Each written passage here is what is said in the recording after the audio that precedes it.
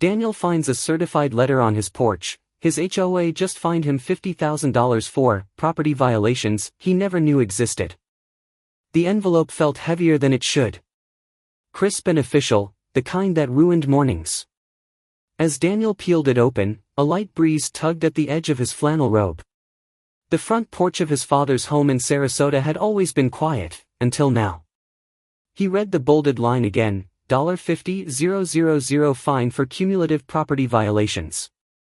His mouth parted but no words came.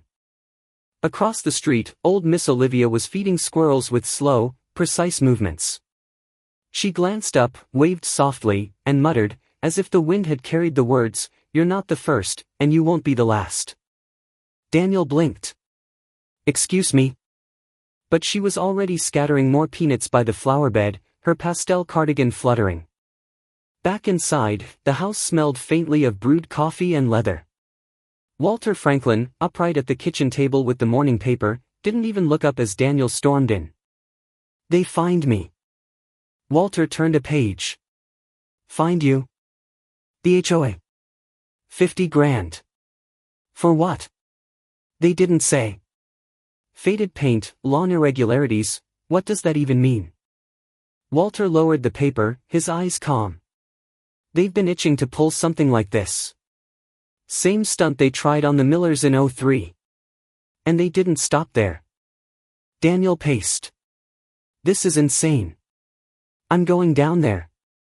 He threw on jeans, grabbed the letter, and drove to the HOA office.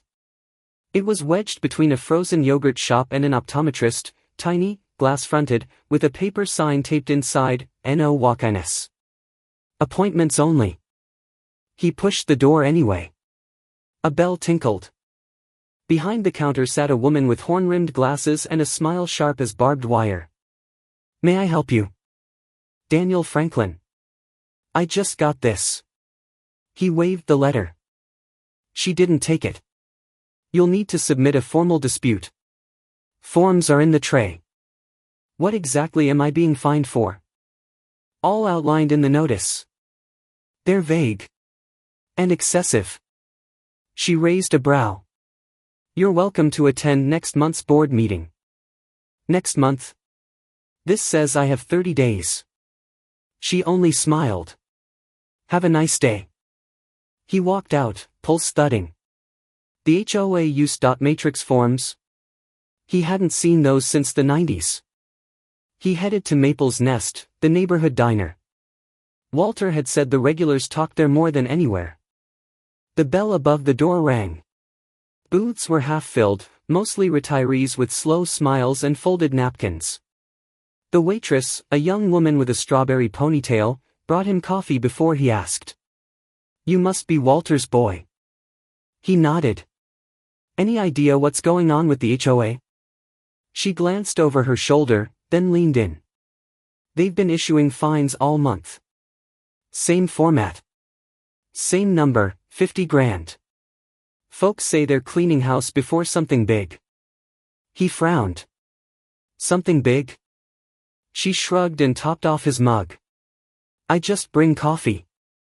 At the corner booth, two elderly men whispered over omelets. One said, "He's next. They'll get his lot too." Back home, dinner was meatloaf and mashed potatoes, eaten in near silence. Walter carved slow, precise slices. Daniel poked at his peas. Walter finally set down his fork, folded his napkin, and leaned in. His voice was low, steady. "It's time you learn why your mother and I almost sold this house 20 years ago." Daniel starts digging, and what he finds about the HOA's enforcement patterns makes his stomach turn. The air smelled like cinnamon and old paperbacks. Laughter drifted lazily between driveways as neighbors haggled over vinyl records and crocheted coasters. It was the annual community yard sale weekend, and for once, the streets of Sarasota didn't feel like a war zone. Daniel wandered through the scatter of tables, keeping his eyes open and ears sharper. A woman named Dottie, adorned in a Christmas sweater too early for the season, sighed dramatically as she rearranged a tray of beaded earrings. 3 years ago, they banned my lawn Santas. Said it, distracted from the architectural cohesion. She rolled her eyes. Karen's just mad she doesn't have grandkids to impress. Daniel offered a tight smile and moved on. Near a folding table loaded with faded cookbooks, Miss Olivia sat sipping lemon water from a mason jar. "Lovely turnout," she said. "Karen used to come to these, back when she worked in waste services." Daniel paused. "Waste?" "Oh yes," Olivia nodded, plucking imaginary lint from her sleeve. "Before she got power-hungry. Odd how quickly she moved from trash to titles, isn't it? That word again, power. It slithered through the conversations like a shared understanding no one dared say aloud. He walked farther down the block, passing Walter, who sat under a pop-up tent with an old friend, Ray, a Marine veteran. Their checkerboard was mid-game, but both men spoke low and close. "You ask me," Ray murmured, "she's angling for something. Power ain't her endgame, it's the tool." Daniel kept walking until the scent of baked pecan reached him. Mr. Petrowski, wearing a "kiss the cook" apron, waved a pie server. "You got a minute, son?" Daniel stepped closer. "You've stirred things up," Petrowski said, slicing a neat triangle. "Be careful. Karen doesn't fine everybody, just the ones who poke their nose in her garbage." Daniel squinted. "You mean that literally?" The man chuckled, but it didn't reach his eyes. "Just know this, some folks get fees waived. Others get notices. You figure out why." Daniel took the pie and walked back toward home, stomach queasy despite the sugar. Once inside, he found Walter sitting in the garage, oiling an old fishing reel. "Did we ever keep HOA stuff?" Daniel asked. Walter pointed a wrench at the shelves. "Top bin. Old documents from the time your mom fought the sidewalk proposal." Daniel climbed the stepladder and hauled down a battered plastic container. Dust coated the lid. Inside were yellowed newsletters, meeting minutes, and brittle trifold brochures. Near the bottom, he found a file marked Sanitation, 2003. The ink had bled in places, but one section caught his eye. "We proudly renew our waste management partnership with Clearwater Commons Disposal, under the leadership of Ms. Patrice Bellwood." Daniel whispered, "Bellwood." He flipped more pages. Every 5 years, the contract auto-renewed unless challenged at least 60 days in advance. The last renewal? October. This month. His phone buzzed. A voicemail from Lucy Sanders, the young legal assistant who'd interned under Walter last year. "Hi Daniel, it's Lucy. Heard from your dad you're dealing with HOA nonsense. Text me the contract details. I'll take a look tonight." Daniel scanned the paperwork and sent it along. Back in the dining room, Walter studied the newsletter. Karen's cousin, Patrice. She owned Clearwater Commons. That's no coincidence. Daniel returned to the table, flipping through violation notices from other residents. Miss Olivia. Petrowski. Even Ray had received one in early October. All dated within 2 weeks of the latest renewal clause. Pattern. His phone chimed. Lucy texts back, "That contract? I've seen it. And it has teeth. You need to see me. Tomorrow." Daniel and Lucy meet at the courthouse cafe, and what she brings with her changes everything. The rain had been a whisper all morning, tapping gently on the courthouse windows as if reluctant to interrupt the stillness inside. Daniel shook out his umbrella just outside the cafe entrance, pausing a moment to take in the smell: burnt coffee, wet pavement, and the faint lemony tang of floor cleaner. Inside, the courthouse cafe buzzed with low conversations. A pair of seniors argued good-naturedly over a crossword clue involving a 1940s actress. Daniel spotted Lucy by the window, already seated with a stack of papers and a steaming mug of green tea. "You look like someone who's about to either get justice or a parking ticket," she said with a grin. Daniel slid into the booth, brushing moisture from his sleeves. "I'm hoping for the first. Or at least a refund." She pulled a folder from her bag and flipped it open. "You weren't exaggerating. This contract is a dinosaur. But look here," buried halfway down the page. She tapped a highlighted section. Residents maintain the right to decline HOA negotiated third-party services should said services be demonstrably above regional market rates. Daniel frowned. Wait, that means you can opt out, Lucy confirmed. They never mention it in newsletters, but it's there. They've been counting on no one reading the fine print. Daniel leaned back, stunned. And the trash service? Overpriced by at least 30%, based on what I found online. She sipped her tea. Franklin was right to keep this paperwork. You're not the first they tried to intimidate. Daniel's mind churned. If we use this, it's not just about dodging my fine. It hits the whole system. Lucy smiled. Now you're thinking like a Franklin. A brief flash of memory surfaced, Daniel as a boy, watching his father in a folding chair across from a city hall office, holding a protest sign in one hand and a legal pad in the other. Your dad beat City Hall once, Lucy said, almost reading his mind. With nothing but a pen and a fold-out chair. Daniel chuckled, then caught her expression turning serious. This route, malicious compliance, it's legal, she said. But it'll make you a target. Are you sure? He nodded slowly. Let's make it official. By late morning, they were walking across the slick brick plaza toward the Sarasota County Records office. Lucy made polite small talk with the clerk, who, after some tapping at a keyboard, frowned. There's no record of HOA Clearwater Commons submitting an updated sanitation contract in the past 2 cycles, she said. Lucy raised an eyebrow. That's a problem. Back in Daniel's car, they called a handful of local waste companies. Most passed, wary of HOA politics. But one small outfit, Gulfside Green Disposal, agreed to a direct residential quote. We're always happy to help folks who don't want to overpay, said the voice on the line, warm and southern. And we don't care much for HOA drama either. Daniel hung up and grinned. That's our opening. They made plans to draft the opt-out letter, citing the clause. Lucy insisted it be notarized and hand-delivered. As they packed up, her phone buzzed, a local alert. The Sarasota Gazette's homepage featured a photo of Karen Bellwood standing beside a row of manicured hedges, arms crossed confidently.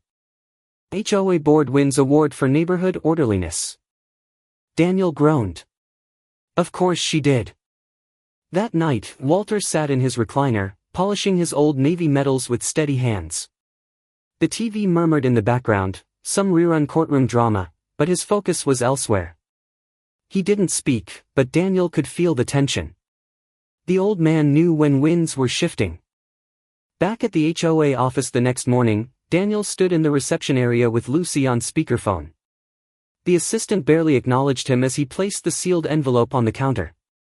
From behind the office door, a voice blared through speakerphone, sharp, rehearsed. Cutting your own deal? We'll see about that. Karen's voice. Daniel didn't flinch. He turned on his heel and walked out into the sunlight. Chapter 4, Refuse Service. Daniel quietly replaces his trash pickup with a private contractor. By the time HOA notices, it's already Tuesday and his bin's empty. The early morning light filtered through the blinds as Daniel sipped his coffee, eyes fixed on the street. Across the cul-de-sac, a mechanical clatter echoed as the usual city garbage truck groaned to a stop in front of Miss Olivia's driveway. The driver barely glanced at Daniel's house before rumbling on. His own bin, empty since sunrise, sat smugly at the curb like it had a secret. Walter shuffled in from the porch, wearing his faded navy robe. Smooth, he said, nodding toward the empty bin. Tactical withdrawal. Daniel chuckled. Let's see how long the silence lasts. By noon, the first crack in the silence appeared in the form of a clipboard-wielding volunteer from the HOA's Autumn Clean Sweep Committee.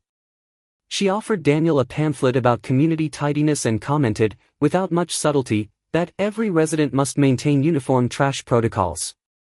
Daniel responded politely, pointing to the certified letter he'd mailed the day before, his formal opt-out of the HOA's waste service, per the very clause they'd hoped no one would ever read. At dinner, Lucy called from her car. Paper trails solid, she confirmed. They can't override it. Not unless they want to admit they've hidden contract clauses. They won't, Daniel said. But they'll come after me another way.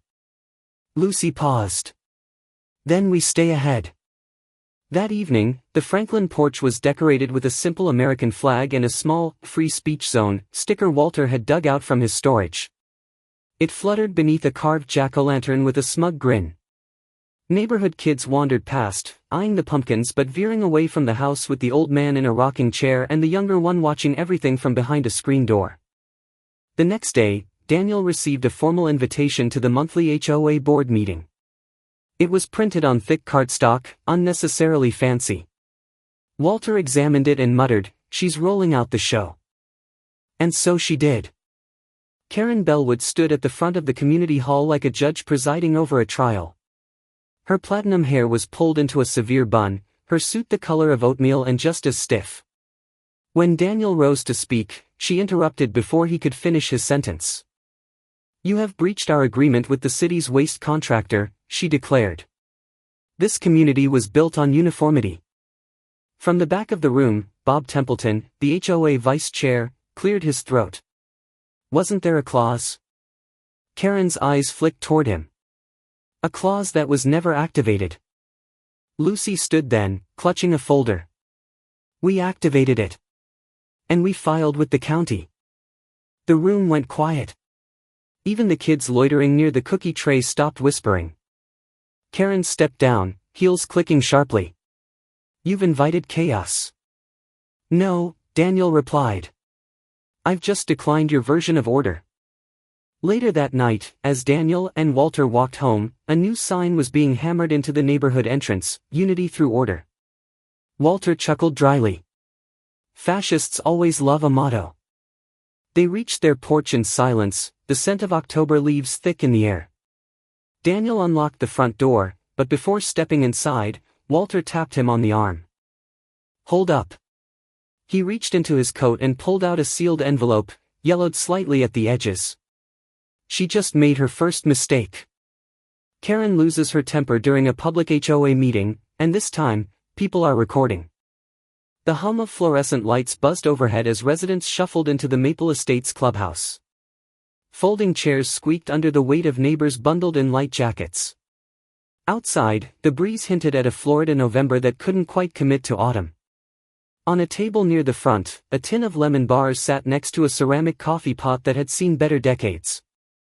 Dottie stood watch beside it, nodding politely as she arranged napkins printed with tiny orange leaves. Daniel and Walter took seats near the middle, Lucy sliding in next to them with a quiet "hey." Miss Olivia was already there, her gloved hands folded over a cane with a porcelain bird handle. Bob Templeton, the vice chair, paced at the front near a whiteboard with the words, "Quarterly Review," written in large, hopeful letters. Karen arrived 5 minutes late, hair in a stiff bun, a binder clutched tight to her chest. Her heels echoed across the tile floor as she made her way to the podium. Daniel could feel the mood shift, polite tension now pulling at the edges of the room. "We'll begin with updates to the annual maintenance fees," Karen announced, not bothering with a greeting. Her voice was precise, practiced, her eyes locked on the page in front of her. Due to rising service costs and community needs, the board has approved a fee increase of 17.5%, effective January. Dottie stood up before the second sentence could land. "Where's the vote, Karen?" Karen blinked. "Excuse me?" "You said the board approved it," Dottie said, waving a folded copy of the bylaws. "But we're still a voting body, aren't we?" Whispers began rippling across the room. Mr. Petrowski leaned sideways to murmur something to Olivia. She nodded once, eyes narrowed behind delicate glasses. Karen's smile twitched. "As per Article 7.3. Daniel stood. "I have copies of that article, actually." He lifted a stack of stapled sheets and passed them to Lucy, who began handing them down each row. "It says any increase over 10% requires full membership vote. Not just board approval." Bob Templeton rubbed the back of his neck, his face reddening. We were going to hold the vote next month." "Then why announce it now like it's already done?" Olivia asked, her voice calm but clear. Karen slammed her binder shut. Because these changes are necessary. This community's slipping, look at the lawns, the driveways, the bins left out an extra hour. These are MY policies keeping things in order. The room fell silent. Not stunned, but still. Daniel saw 3 phones raised, 2 older women in the back had tapped their screens quietly and were now recording. Karen looked around, her breath short. This is sabotage. You've let outsiders poison this community with lies and loopholes. We can't just allow people to. Lucy leaned toward Daniel. And, there it is. Karen's voice cracked. I've worked too hard for this neighborhood to watch it unravel because of garbage contracts and conspiracy theories. Bob Templeton cleared his throat. Karen, maybe we take a break. But she was already turning, storming off the podium, muttering to herself about ungrateful retirees and broken systems. The binder slid from her hand, papers scattering across the clubhouse tiles. Nobody rushed to help. An hour later, as Daniel walked with Lucy to their cars under the soft orange glow of the parking lot lamps, her phone buzzed. She glanced at the screen, then looked up at him with a crooked smile. A local reporter just asked about Karen Bellwood. They're digging into her contracts. The state court sides with Daniel, declaring the HOA trash contract unenforceable. Daniel sat rigidly on the wooden bench, palms flat on his khakis. The courthouse smelled faintly of old paper and lemon cleaner, the kind used in schools and libraries. He glanced at Lucy, whose navy blue suit looked too serious for the weather outside but just right for the weight of the moment. Her pen tapped lightly against the legal pad on her lap. The clerk called the room to order. Judge Simmons, a wiry man with silver-framed glasses and a voice clipped by habit, emerged and took his seat. Murmurs quieted as the trial resumed. Lucy stood and began. Her voice, though measured, carried through the marble room like a cello, clear, low, unwavering. The issue before the court isn't one of personal feelings, but one of public record. My client, Mr. Daniel Franklin, was fined under the authority of a contract that, by the HOA's own filings, was never updated or disclosed in accordance with Florida Title XL, Section 720.303. The judge arched an eyebrow, thumbing through the stapled exhibits. Karen Bellwood sat across the aisle, arms folded tightly over her pale yellow blazer. Her attorney, a balding man with jowls that shook when he whispered, began his rebuttal, a dry recitation of HOA bylaws, many from the 1990s. He pointed at the clause giving the board broad enforcement discretion, but fumbled when Simmons interrupted. Counselor, the judge said, adjusting his glasses, why weren't opt-out rights included in public notices to residents? Karen shifted in her seat but didn't speak. Her lawyer looked toward her, then down. Lucy rose again. We request that the court declare the trash contract unenforceable and the fines against Mr. Franklin void in full. There was a beat of silence before Judge Simmons set down the papers. In the absence of proper disclosure and given the inconsistencies in administrative filings, this court finds the trash collection agreement void as applied to the plaintiff. The $50,000 fine is reversed. The HOA is hereby instructed to cease all foreclosure-related actions against Mr. Franklin effective immediately. A few quiet gasps echoed behind Daniel. Miss Olivia dabbed at her eyes with a pink handkerchief. Mr. Petrowski grinned, whispering something to Dottie, who'd brought a thermos of lemon tea and sipped it triumphantly. Karen stood abruptly and stormed out, ignoring the flashes from the local press gathered near the entrance. Sandra Long, reporter from the Sarasota Ledger, shouted after her, Ms. Bellwood, any comment on today's ruling? Karen didn't look back. Outside, Lucy held the door for Walter, who adjusted his cap and looked toward the sky. We just asked for honesty, he said to the waiting microphones, not bitter, not proud, just plain-spoken. A breeze tugged at Daniel's blazer as they stepped down the marble steps. He spotted a flurry of texts lighting up his phone screen, but one stood out. No name, just a number he didn't recognize. The message was short. This isn't over.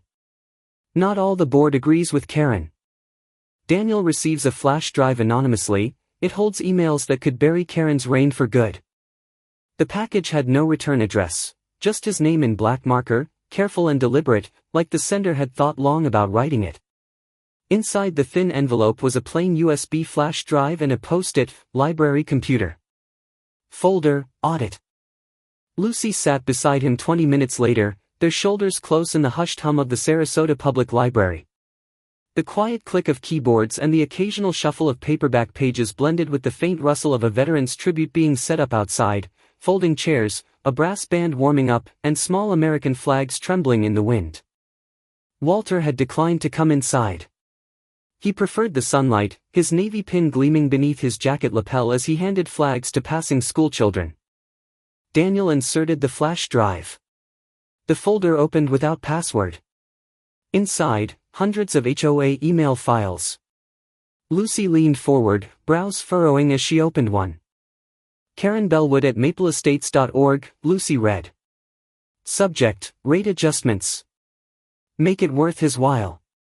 Family loyalty goes both ways. Daniel exhaled. Her cousin's trash company.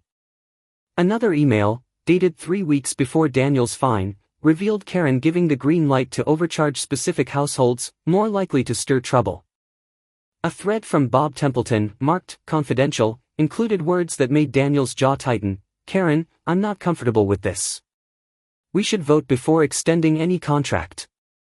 There was no reply. Lucy clicked open an audio file, one of several scattered among the documents. Karen's voice was unmistakable, sharp and smug. Let them sue, I've got the board in my pocket. Lucy sat back. If this was about trash, she murmured, it would have ended weeks ago. They printed the most incriminating files and tucked them into a manila folder. That evening, Bob Templeton agreed to meet behind the storage shed of the Maple Estates bocce court. He looked older than his 62 years, shoulders stooped as if carrying too much of something. I didn't sign up for this, he said, barely above a whisper. Karen said it was just temporary, raise some fees, smooth out the books. Daniel showed him the emails. Bob didn't speak for a long time, then finally said, I'll support you at the meeting. But I want to speak as a neighbor. Not as vice chair. By the time the Thanksgiving town gathering began, word had spread. The library's meeting room filled fast, seniors in neat flannel, grandkids tugging on sleeves, Dottie balancing a tray of pumpkin muffins on her hip. Walter sat near the front, flag pin glinting under warm fluorescence. Daniel waited until the room settled, then stepped forward. He didn't raise his voice. He didn't need to. This isn't about garbage. This is about trust, he began. About how silence becomes consent if no one speaks up. Lucy handed him the flash drive. He plugged it into the library's projector. The HOA's internal emails lit up the screen, names, dates, rates, and silence. The room shifted, gasps here and there, whispers traded between neighbors. When the audio clip played, Karen's voice echoing off the book-lined walls, let them sue, I've got the board in my pocket, it hit like thunder. Someone clapped. Then another. Soon the room rose in applause, not wild, but steady and certain, like a dam giving way. Outside, the sun dipped below the trees. Children ran between flag poles, and Walter stood with Sandra Long, the reporter scribbling notes furiously. A hush fell when a sedan pulled up in front of Karen's house. 2 people in navy windbreakers stepped out, one carrying a thick stack of papers. Across the street, neighbors peeked from behind blinds. Karen opened the door with a forced smile that melted when she saw the documents. The papers were handed over. Karen is seen being served legal documents on her front lawn. Karen resigns, but not before attempting one last power grab. The smell of roasted turkey hung thick in the community center, mingling with cinnamon, sage, and the faint musk of decades-old blinds filtering warm Thanksgiving sunlight. Folding tables groaned under the weight of cornbread stuffing, green bean casserole, and the pride of every kitchen on Maple Lane. A battered radio near the punch bowl played Sinatra's "The Way You Look Tonight" in soft, crackling tones. Daniel had barely settled next to Walter, who was expertly balancing a slice of pecan pie and a styrofoam cup of coffee, when Karen cleared her throat at the front of the room. Her blouse was pressed, smile taut. The air tightened. "I call for an emergency vote," she began. "Effective immediately, I propose that the HOA absolve all current and past board members of legal liability tied to administrative duties carried out in good faith." A pause.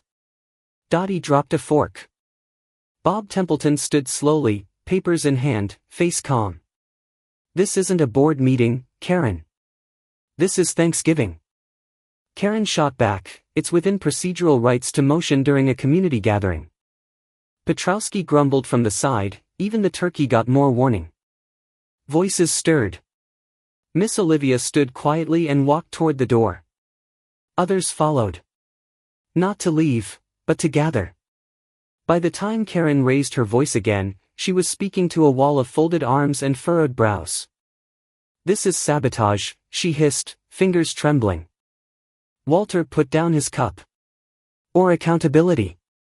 Happy Thanksgiving, Karen." She blinked, then turned on her heel. Reporters waiting outside caught her retreat as flashbulbs sparked.